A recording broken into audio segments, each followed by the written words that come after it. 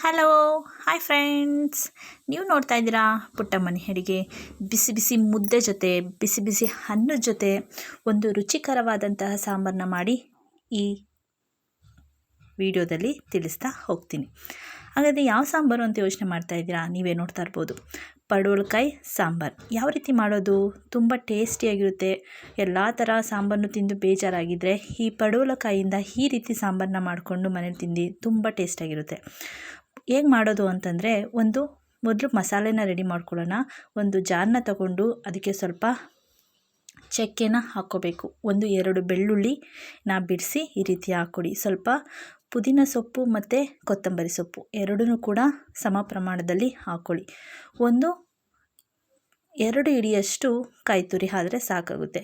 ನಿಮ್ಮ ಮನೇಲಿ ಎಷ್ಟು ಜನ ಅವರೇ ಅದು ನೋಡಿಕೊಂಡು ಕ್ವಾಂಟಿಟಿಲಿ ಹಾಕ್ಕೋಬೋದು. ಇಷ್ಟನ್ನು ಕಾಯಿನ ಹಾಕ್ಕೊಂಡು ಸ್ವಲ್ಪ ಕಡಲೆ ನೋಡಿ, ಇಷ್ಟು ಹಾಕಿದ್ರೆ ಸಾಕು. 1-2 ಸ್ಪೂನ್ ಕಡಲೆ ಹಾಕಿದ್ರೆ ಸಾಕು. ಜಾಸ್ತಿ ಹಾಕಿದ್ರೆ ಗಟ್ಟಿ ಬಂದ್ಬಿಡುತ್ತೆ. ಹಾಗಾಗಿ ಸ್ವಲ್ಪ ಶುಂಠಿ, ನಾನು ಇಲ್ಲಿ ಶುಂಠಿ ಪೇಸ್ಟ್ ಇತ್ತು ಹಾಗಾಗಿ ಶುಂಠಿ ಪೇಸ್ಟ್ನೇ ಹಾಕ್ತಾಯಿದ್ದೀನಿ. ಶುಂಠಿ ಪೇಸ್ಟ್ ಇಲ್ಲ ಅಂತಂದರೆ ಮಾಮೂಲಿ ಶುಂಠಿನ ಹಾಕ್ಕೊಂಡು ರುಬ್ಕೋಬೋದು. ಸ್ವಲ್ಪ ನೀರನ್ನ ಹಾಕಿ ಅದನ್ನು ರುಬ್ಕೊಳ್ಳಿ.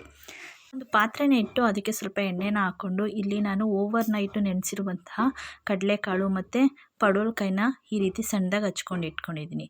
ಎಣ್ಣೆ ಕಾದ್ಮೇಲೆ ಸ್ವಲ್ಪ ಈರುಳ್ಳಿ, 1 ಈರುಳ್ಳಿ ಹಾಕಿದ್ರೆ ಸಾಕಾಗುತ್ತೆ. ಇಲ್ಲಿ ಒಂದು ಮೀಡಿಯಮ್ ಸೈಜ್ ಈರುಳ್ಳಿನ ಈ ರೀತಿ ಸಣ್ಣಕ್ಕೆ ಕಟ್ ಮಾಡಿ ಹಾಕ್ಕೊಂಡಿದ್ದೀನಿ. ಸಣ್ಣ ಅಂದರೆ ಮೀಡಿಯಮ್ ಸೈಜಾಗಿ ಕಟ್ ಮಾಡಿಕೊಂಡು ಅದನ್ನು ಸ್ವಲ್ಪ ಎಣ್ಣೆಯಲ್ಲಿ ಫ್ರೈ ಮಾಡಾದಮೇಲೆ 1 ಟೊಮೊಟೊನ ಹಾಕ್ಕೊಳ್ಳಿ. ಸಾಕಾಗುತ್ತೆ. 1 ಟೊಮೊಟೊ ಹಾಕಿದ್ರೆ ಸಾಕಾಗುತ್ತೆ. ನಿಮ್ಮ ಖಾರದ ಪುಡಿ ತುಂಬ ಖಾರ ಇದ್ದರೆ ಸ್ವಲ್ಪ 2 ಟೊಮೊಟೊನ ಹಾಕ್ಕೊಳ್ಳಿ. ಟೊಮೊಟೊ ಎಲ್ಲ ಸ್ವಲ್ಪ ಸಾಫ್ಟ್ ಆದಮೇಲೆ ಈ ರೀತಿ ಕಟ್ ಮಾಡಿ ಇಟ್ಕೊಂಡಿರುವಂತಹ ಪಡವಲಕಾಯಿನ ಹಾಕ್ಕೊಳ್ಳಿ. ನೋಡಿ, ಈ ರೀತಿ ಹಾಕ್ಕೊಳ್ಳಿ. ಮತ್ತು ಓವರ್ ನೈಟ್ ನೆನೆಸಿರುವಂತಹ ಕಡಲೆಕಾಳು ನೋಡಿ. ಕಡಲೆಕಾಳು ಇಲ್ಲ ಅಂತಂದರೆ ಕಡಲೆ ಬೇಳೆನೂ ಕೂಡ ನೆನೆಸಿ ನೀವು ಬಳಸ್ಬೋದು, ಇನ್ನೂ ಟೇಸ್ಟಾಗಿರುತ್ತೆ. ಇಲ್ಲಿ ಕಡಲೆಕಾಳನ್ನ ನಮ್ಮ ಮನೇಲಿ ಜಾಸ್ತಿ ಇಷ್ಟಪಡೋದ್ರಿಂದ ನಾನು ಕಡಲೆಕಾಳನ್ನೇ ಹಾಕಿದ್ದೀನಿ. ನೋಡಿ, ಅದನ್ನು ಎಣ್ಣೆನಲ್ಲೇ ಚೆನ್ನಾಗಿ ಹುರಿಬೇಕು. ಈ ರೀತಿ ಚೆನ್ನಾಗಿ ಹುರಿಯೋದ್ರಿಂದ ಅದರಲ್ಲಿರೋ ನೀರಂಶ ಎಲ್ಲ ಬಿಡುತ್ತೆ. ಆಗ ಆ ನೀರು ನೀವೇ ನೋಡ್ತಾ ಇರ್ಬೋದು ನೀರಿನಂಶ ಹೇಗೆ ಬಿಟ್ಟಿದೆ ಅಂತ. ಇದೆಲ್ಲ ಸುಂಡೋವರೆಗೂ ನಾವೇನು ಮಾಡಬೇಕು, ಚೆನ್ನಾಗೆ ಫ್ರೈ ಮಾಡ್ಕೋಬೇಕು. ನೀರೆಲ್ಲ ಕಡಿಮೆ ಆಗಬೇಕು. ಅಲ್ಲಿವರೆಗೂ ನಾವು ಚೆನ್ನಾಗೆ ಮೀಡಿಯಮ್ ಫ್ಲೇಮಲ್ಲೇ ಇಟ್ಕೊಂಡು ಚೆನ್ನಾಗೆ ಫ್ರೈ ಮಾಡ್ಕೊಳ್ಳೋಣ. ಈಗ ಎಲ್ಲ ಆಗಿದೆ. ಈಗ ಅದಾಗಲೇ ಸ್ವಲ್ಪ ಫ್ರೈ ಆಗ್ತಾ ಇರಲಿ. ಈಗ ನಾವು ಒಂದು ಪಾತ್ರೆಗೆ 3 ಸ್ಪೂನ್ ಆಗೋಷ್ಟು ಖಾರದ ಪುಡಿನ ತೊಗೊಂಡಿದ್ದೀನಿ, ಅಂದರೆ ಸಾಂಬಾರು ಪುಡಿನ. ಖಾರ ಜಾಸ್ತಿ ಇದ್ದರೆ 2 ಸ್ಪೂನ್ ಯೂಸ್ ಮಾಡ್ಕೊಳ್ಳಿ, ಸಾಕಾಗುತ್ತೆ. ಇದಕ್ಕೆ ನೀರಾಗಿ ಕಲಿಸ್ಕೊಂಡು ಇದಕ್ಕೆ ಮಿಕ್ಸ್ ಮಾಡ್ಕೊಳ್ಳೋಣ. ಈಗ ಚೆನ್ನಾಗೆ ಮಿಕ್ಸ್ ಮಾಡಿಕೊಂಡು ಸ್ವಲ್ಪ ಇದರಲ್ಲೇ ಚೆನ್ನಾಗೆ ಕುದೀಲಿ. ಈ ಸಾಂಬಾರು ಪುಡಿ ಹಾಕಿದ್ಮೇಲೆ ಒಂದು 5 ನಿಮಿಷ ಕುದಿಯೋದಕ್ಕೆ ಬಿಟ್ಬಿಡೋಣ.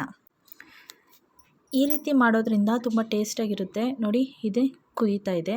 ಈಗ ಒಂದು 5 ನಿಮಿಷ ಆಗಿದೆ. ಈಗ ನಾವು ರುಬ್ಕೊಂಡಿರುವಂತಹ ಮಸಾಲೆನ ಇದಕ್ಕೆ ಸೇರಿಸ್ಕೊಳ್ಳೋಣ. ನೋಡಿ, ಕುದೀತಾ ಇದೆ. ಮಸಾಲೆನೆಲ್ಲ ಸೇರಿಸ್ಕೊಳ್ಳೋಣ. ಸ್ವಲ್ಪ ಜಾರಿಗೆ ನೀರು ಹಾಕ್ಕೊಂಡು ಇದನ್ನು ಕೂಡ ಸೇರಿಸ್ಕೊಳ್ಳೋಣ. ನಾನು ಪಡವಲಕಾಯಿಯಿಂದ ಯಾವ ರೀತಿ ಕೂಟನ್ನ ಮಾಡೋದು, ಚಪಾತಿಗೆ ಪೂರಿಗೆ ಯಾವ ರೀತಿ ಕೂಟನ್ನ ಮಾಡೋದು ಅನ್ನೋದನ್ನ ನಾನು ನೆಕ್ಸ್ಟ್ ವಿಡಿಯೋದಲ್ಲಿ ತೋರಿಸ್ತೀನಿ. ಈಗ ಸಾಂಬಾರನ್ನ ತೋರಿಸಿದ್ದೀನಿ ನೋಡಿ. ಇದು ಮಸಾಲೆ ಹಾಕಿದ್ಮೇಲೆ ನಮಗೆ ಥಿಕ್ನೆಸ್ ಎಷ್ಟು ಬೇಕು ನೋಡಿಕೊಂಡು ನೀರನ್ನ ಸೇರಿಸ್ಕೊಳ್ಳಿ. ಈಗ ರುಚಿಗೆ ತಕ್ಕಷ್ಟು ಉಪ್ಪನ್ನು ಹಾಕ್ಕೊಳ್ಳಿ. ಇಲ್ಲಿ ನಾನು ಕಲ್ಲುಪ್ಪನ್ನೇ ಬಳಸ್ತಾ ಇದ್ದೀನಿ. ರುಚಿಗೆ ತಕ್ಕಷ್ಟು ಉಪ್ಪನ್ನು ಹಾಕಿ ಒಂದು 10 ನಿಮಿಷ ಕುದಿದ್ರೆ ಸಾಕು. ಬಿಸಿ ಬಿಸಿಯಾದಂಥ ಪಡವಲಕಾಯಿ ಸಾಂಬಾರು ರೆಡಿಯಾಗುತ್ತೆ. ಇಲ್ಲ ಅಂತಂದರೆ ನೀವು ಕುಕ್ಕರಲ್ಲಿ ಮಾಡ್ಕೋತೀನಿ ಅಂದರೆ 1-2 ವಿಸಲ್ ಕೂಗಿಸ್ಕೊಂಡ್ರೆ ಸಾಕಾಗುತ್ತೆ. ನಾನಿಲ್ಲಿ ಪಾತ್ರೆನಲ್ಲೇ ಮಾಡ್ತಿರೋದ್ರಿಂದ ಒಂದು 10 ನಿಮಿಷ ಕುದಿಯೋದಕ್ಕೆ ಬಿಡ್ತೀನಿ. ಈ ನೊರೆ ಅಂಶ ಇದೆಯಲ್ಲ, ಅದೆಲ್ಲ ಕಡಿಮೆ ಆಗೋವರೆಗೂ ನೀವು ಕುದಿಸ್ಕೊಂಡ್ರೆ ಬಿಸಿ ಬಿಸಿಯಾದಂತಹ ಸಾಂಬಾರು ಚೆನ್ನಾಗಿರುತ್ತೆ, ರುಚಿಯಾಗಿರುತ್ತೆ ಮತ್ತು ಟೇಸ್ಟಿಯಾಗೂ ಕೂಡ ಇರುತ್ತೆ. ನೀವೇ ನೋಡ್ತಾ ಇರ್ಬೋದು ಹೇಗಾಗಿದೆ ಅಂತ. ತುಂಬ ರುಚಿಯಾಗಿರುತ್ತೆ. ಇದನ್ನು ಅನ್ನದ ಜೊತೆ ಮುದ್ದೆ ಜೊತೆ ಸರ್ವ್ ಮಾಡಿದ್ರೆ ತುಂಬ ಟೇಸ್ಟಾಗಿರುತ್ತೆ. ನೋಡಿ, ಈಗ ಬಿಸಿ ಬಿಸಿಯಾದಂತಹ ಮುದ್ದೆ ಜೊತೆ ಪಡವಲಕಾಯಿ ಸಾಂಬಾರು ರೆಡಿ ಟು ಸರ್ವ್. ನಿಮಗೂ ಕೂಡ ಈ ರೆಸಿಪಿ ಇಷ್ಟ ಆಗಿದೆ ಅನ್ಕೋತೀನಿ. ಇಷ್ಟ ಆಗಿದೆ ಫ್ರೆಂಡ್ಸ್, ಒಂದು ಲೈಕ್ ಮಾಡಿ, ಶೇರ್ ಮಾಡಿ, ಮತ್ತು ನನ್ನ ಚಾನಲ್ನ ನೀವು ಇನ್ನೂ ಸಬ್ಸ್ಕ್ರೈಬ್ ಮಾಡ್ಕೋತೇನೆ ನೋಡ್ತಾ ಇದ್ದರೆ ಪ್ಲೀಸ್ ಫ್ರೆಂಡ್ಸ್ ನನ್ನ ಚಾನಲ್ನ ಸಬ್ಸ್ಕ್ರೈಬ್ ಮಾಡ್ಕೊಳ್ಳಿ. ಪಕ್ಕದಲ್ಲಿ ಕಾಣೋ ಬೆಲ್ ಬಟನ್ನ ಓಕೆ ಮಾಡಿ, ಹಾಲನ್ನು ಸೆಲೆಕ್ಟ್ ಮಾಡ್ಕೊಳ್ಳಿ ಫ್ರೆಂಡ್ಸ್. Thank you all.